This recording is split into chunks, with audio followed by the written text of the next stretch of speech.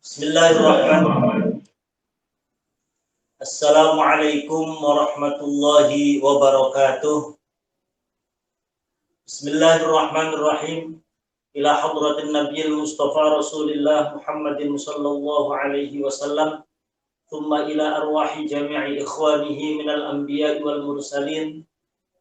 Wa abaihi wa ummahatihi wa azwajihi wa alihi wa dhurriyyatihi. Wa jami'i sahabatihi ajma'in.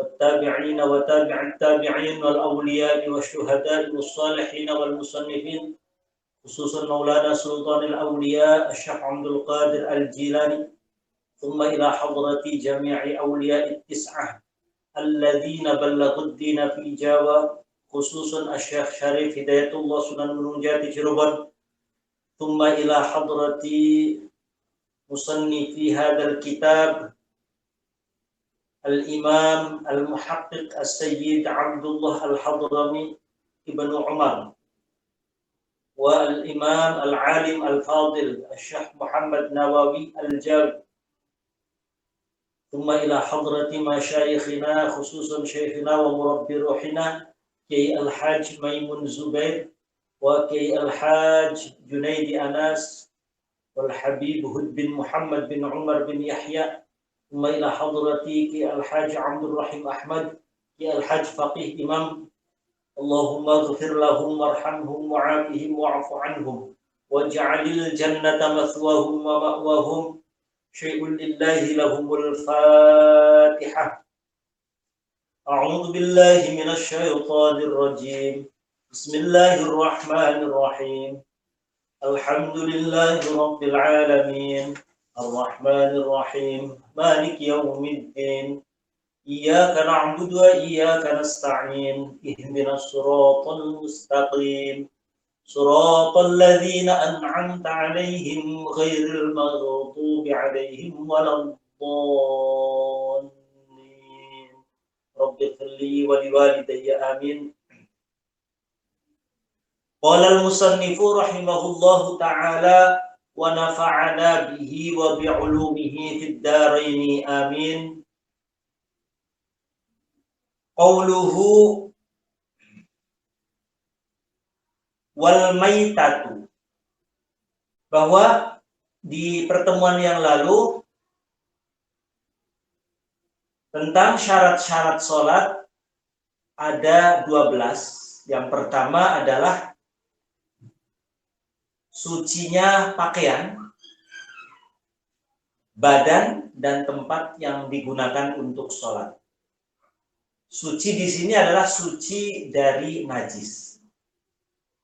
Di antaranya adalah arak, kemudian air seni, urin, lalu ghaid.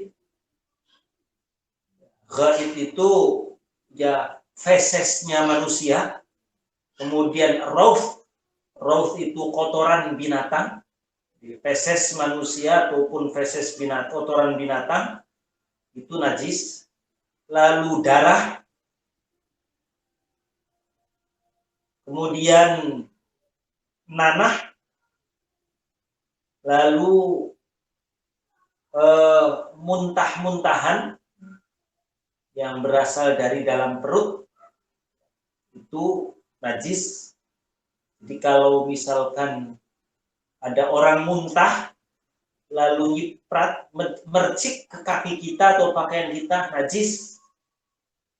Kemudian termasuk najis, dan ini najis yang mughalladah, najis yang berat dari sisi hukum dan cara mensucikannya, yakni anjing, lalu babi, dan anak hasil peranakan dari anjing dengan anjing, babi dengan babi, anjing dengan babi, ataupun babi dengan anjing, ataupun anjing dengan binatang lainnya, babi dengan binatang yang lainnya. Jadi wafar ahadihima itu pengertiannya luas. Baik perkawinan anjing dengan babi dengan babi, anjing dengan anjing, ataupun anak perkainan anjing dengan kambing misalkan, atau babi dengan kambing misalkan, yang binatang yang lainnya, itu anaknya itu najis mughalladh.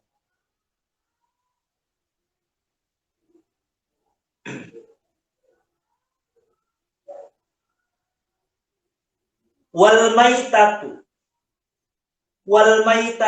lan bangkai, wal maitatu lan bangkai, walau dzubaban wa dzarrah, meski bangkai lalat ataupun bangkai semut itu najis. Tentang masalah dimaaf itu beda masalah, beda hukum. Tetapi hukum utamanya, hukum asalnya, lalat sekalipun ya dinamakan bangkai yang hukumnya najis. Semut satu ekor pun itu najis. Hanya nanti ketika semut misalkan masuk di makanan ataupun lalat masuk di makanan, dan jika memang semutnya itu sedikit maka dimakfu, namanya dimaaf. Walaupun lalatnya sedikit dimakfu atau dimaaf. Ukuran sedikit atau banyaknya ya ukuran urf, ukuran kebiasaan manusia menilai ataupun memandang, itu banyak ataupun itu sedikit. Wal maitatu lan bangkai binatang nih. Wa sya'ruha lan rambute al maitah, wa sya'ruha lan rambute al maitah, rambut atau bulu daripada hewan bangkai hewan.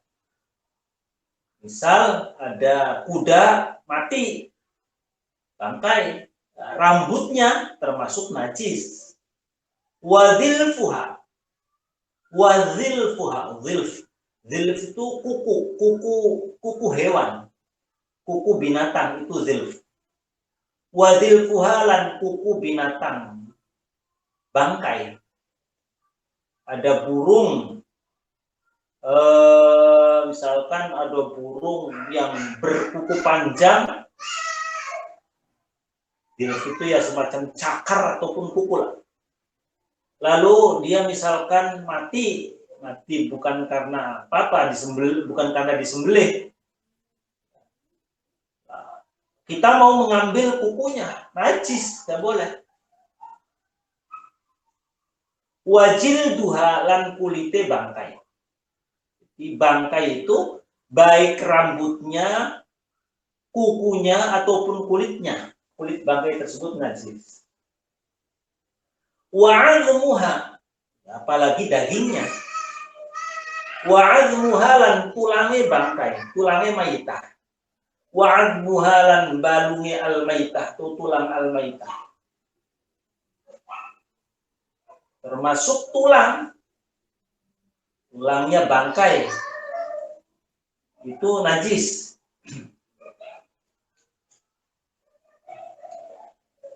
Semua bangkai-bangkai binatang itu hukumnya najis. Ada perkecualian, illa maitatal adami, kecuali bangkai manusia. Illa maitatal adami, kecuali bangkai manusia. Artinya orang mati, orang meninggal dunia, itu kan mayit, makanya dinamakan mayit, itu bangkai. Kalau orang kafir gimana? Walau kafiron.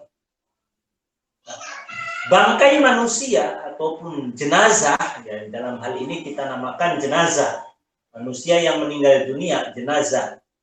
Meski kafir sekalipun, itu hukumnya suci. Hukumnya suci. Artinya suci di sini, misalkan ada orang sholat nempel ke mayit yang ada di sampingnya, meskipun belum dimandikan, ya, tetap suci. Wassamakilan bangkai iwak, ikan. Wassamakilan bangkai ikan. Bahkan di sini di syarahnya dijelaskan walau tofian. Tofian itu meskipun ikan yang bisa terbang. Ya, mungkin kalau kita gambarkan, ilustrasikan ikan yang dulu kalau logonya televisi Indosiar itu ikan yang bisa terbang. Nah, ikan yang bisa terbang kalau mati bangkainya itu suci. Makanya misalkan kita lagi jalan-jalan di pantai, nemu ikan mati, ya sudah, tinggal dimasak saja, dibakar saja, itu suci, tanpa harus disembelih, tanpa harus diperlakukan seperti apa, langsung suci. Ini intinya, selama ikan itu masih berbentuk ikan, dalam arti jenisnya ikan, maka ketika bangkai sekalipun hukumnya suci. Lah, ikannya sudah busuk, ya itu beda masalah. Wal jarodilan bangkai belalang. Wal jarodilan bangkai belalang. Itu juga suci. Makanya dulu saya kecil itu sering nyari belalang, kemudian dibakar, itu enak. Kayak, ya tentu nggak semua belalang, ada jenis-jenis belalang yang enak dimakan, kayak udang, ya anak kecil, kayak udang dibakar itu. Jarod. Jadi bangkainya belalang itu suci, tanpa harus disembelih lagi. Apalagi yang termasuk suci, wal mudakkatalan,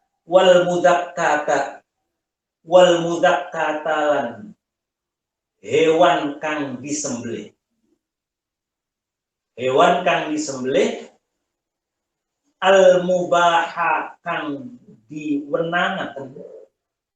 Wal mudakkatalan hewan kang disembelih, al mubaha kang diwenangaken, diperbolehkan opo akluha mangan al mudakkarat. Al mubaha kang diwenangaken opo akluha mangan al mudakkat.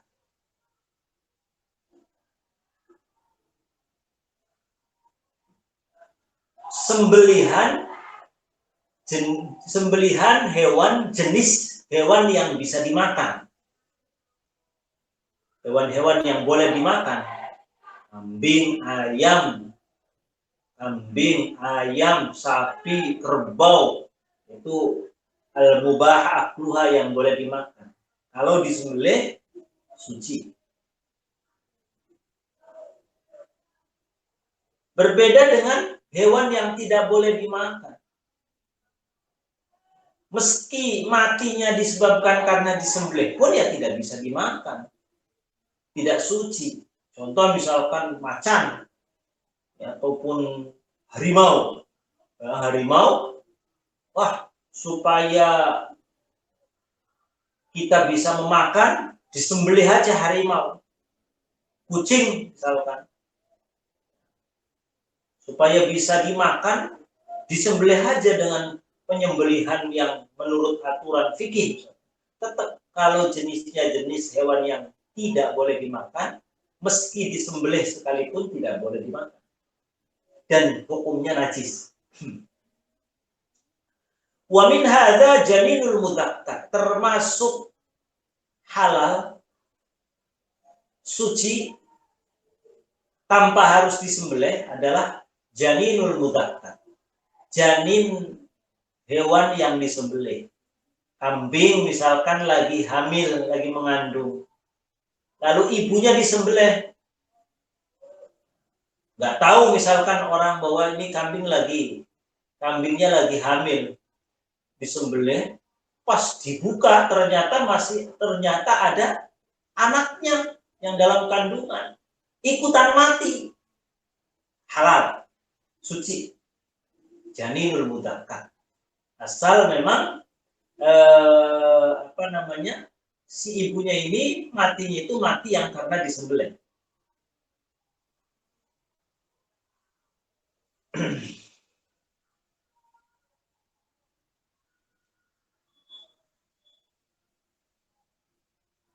Wal juz'ul munfasil minal hayyi kamaitatihi taharatun wa najasatun. Bagian anggota tubuh hewan,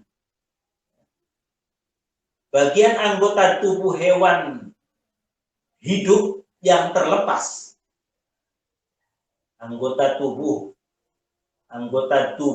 hewan, misalkan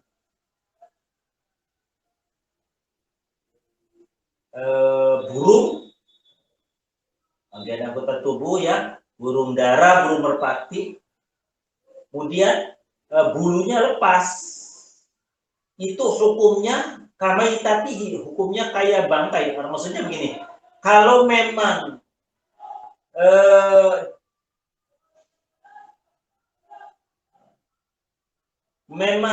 hewannya ini hewan yang boleh dimakan, maka suci. Tapi kalau hewan yang tidak bisa dimakan, ya najis.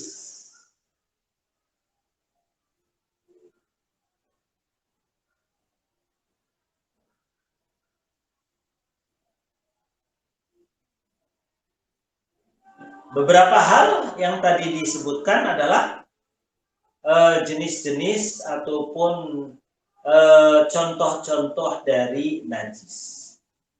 Maka dari itu famata lakot, famata mangka ing dalem kapan lakot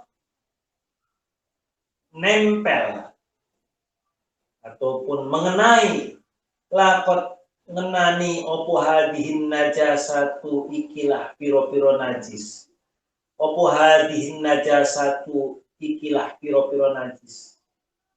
Famata mangka ing dalem kapan lakot mengenai opo hadihin najasatu ikilah piro-piro najis, ngenai taubal insani ing pakaiane manusia, au badanahu atau badane manusia yang lagi sholat, au musallahu atau tempat kang di nggo sholate manusia, au musallahu atau musola atau tempat sholate manusia, au ghairoha atau waliyane insan, badan dan musola. Minal jamidati nyatane saking piro-piro perkara kang keras, minal jamidati saking piro-piro perkara kang keras.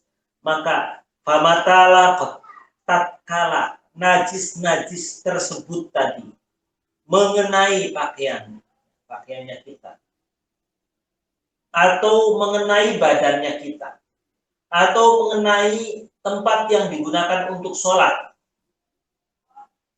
atau lainnya dari benda-benda yang keras, mengenai kursi misalnya, ma'rutu batin ing dalam sertane lembab atau basah, ma'rutu batin ing dalam sertane basah, fiha ing dalam najasat,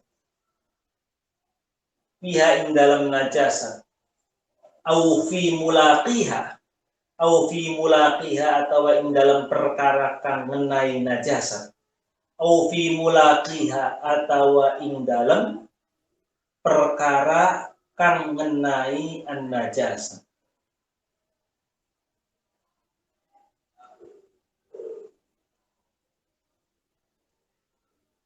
Maka tatkala najis tadi mengenai pakaian kita, atau badan kita, atau tempat sholat kita, atau lainnya, apapun yang bersifat keras, yang bersifat padat, al-jamidat itu bersifat padat. di mana najisnya tadi basah. Nah, najisnya basah. Atau najisnya kering. Najisnya kering. Tapi benda yang dikenainya basah. Misal contoh,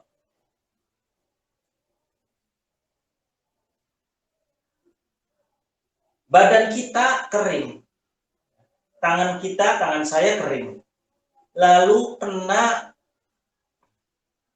kotoran ayam. Berarti ma'arutubatun fiha. Atau kebalikannya, kotoran ayamnya kering, tapi ngenai tangan saya yang habis cuci tangan misalkan, atau habis wudhu. Jadi baik yang basahnya itu najisnya, ataupun yang basah itu barang atau benda yang dikenainya, benda yang ketempelannya. Fa in kana laha ta'mun, fa in kana mangkalamun ana ikulaha kadue najasa, fa in kana mangkalamun ana ikulaha kadue najasa, opo ta'mun rasa, jika jika dirasa itu najis itu ada rasanya, aulaunun atau warna, ada warnanya, aurihun atau bau, aurihun atau bau. Fa in kana laha ta'mun aw launun, jika najis tadi bersifat memiliki rasa atau ada warnanya atau ada baunya, lalu mengenai kita yang tadi najisnya basah, badan kitanya kering, atau najisnya kering, badan kitanya basah. Sementara najisnya itu tadi ada kelihatan warnanya, atau kelihatan atau baunya, ataupun kalau dirasa ada jenis rasanya misalnya.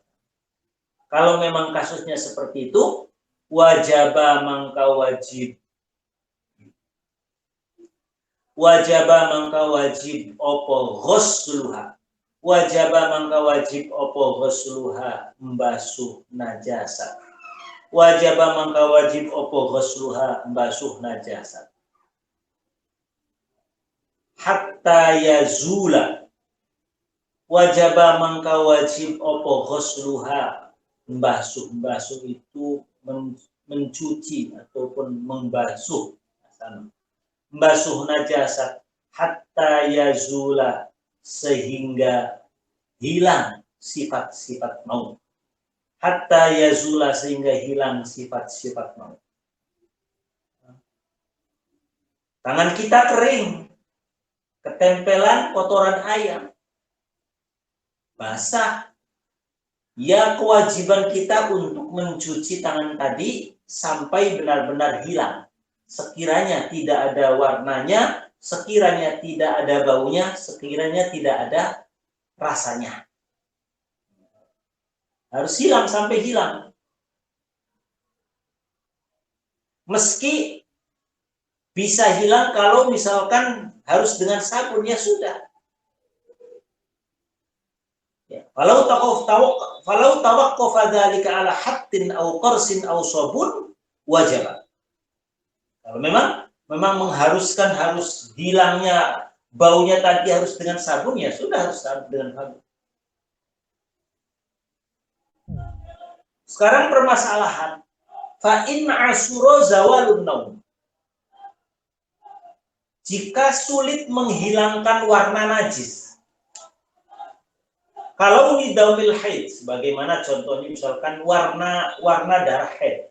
Mohon maaf, misalkan celana dalamnya wanita, ya, celana dalamnya wanita yang mens, kemudian dicuci berkali-kali sekalipun masih tetap ada nodanya. Kalau seperti itu tetap suci.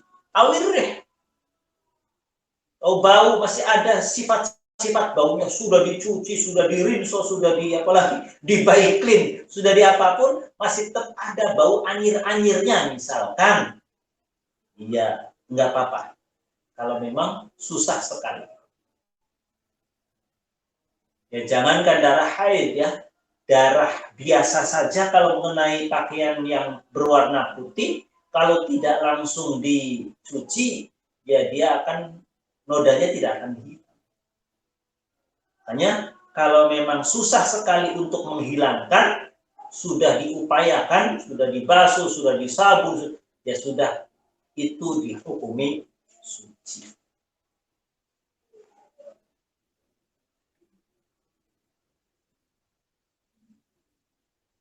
Tsumma yazidu fi najasatil kalbi wallahu a'lam bissawab. Al-Fatihah.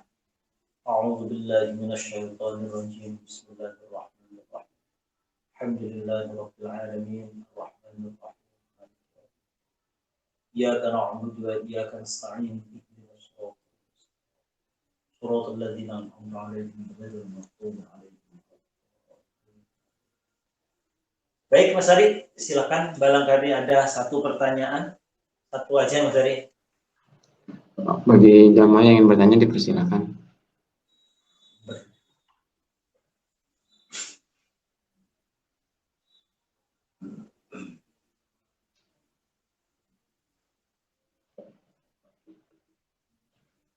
Paling tadi ini apa tuh namanya?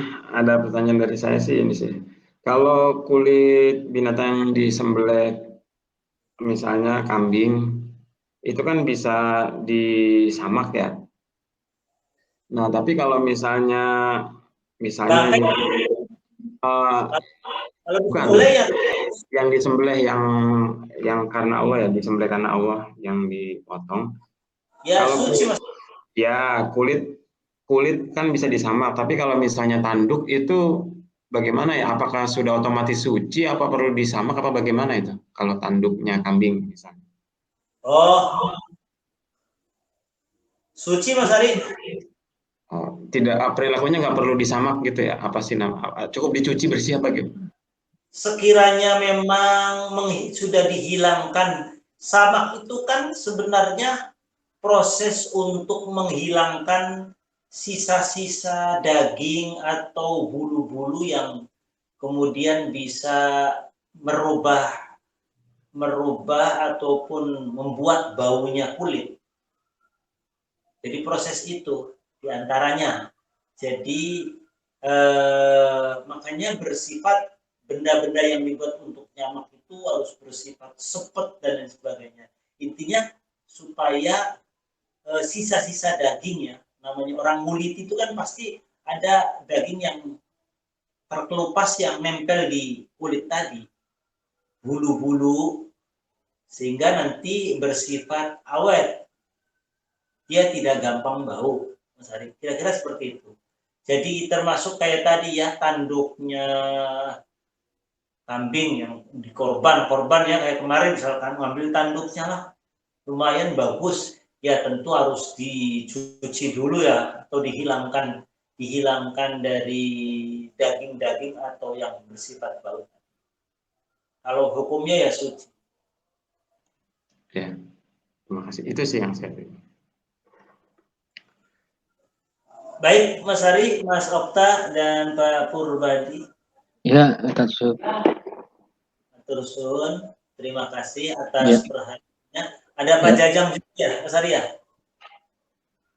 Ada Pak Jajang, ada. Ya, Pak Jajang. Pak Jajang. Baik, terima kasih, kurang lebihnya mohon maaf. Allahul muwaffiq ila aqwamit thoriq. Wassalamualaikum warahmatullahi wabarakatuh. Waalaikumsalam warahmatullahi wabarakatuh.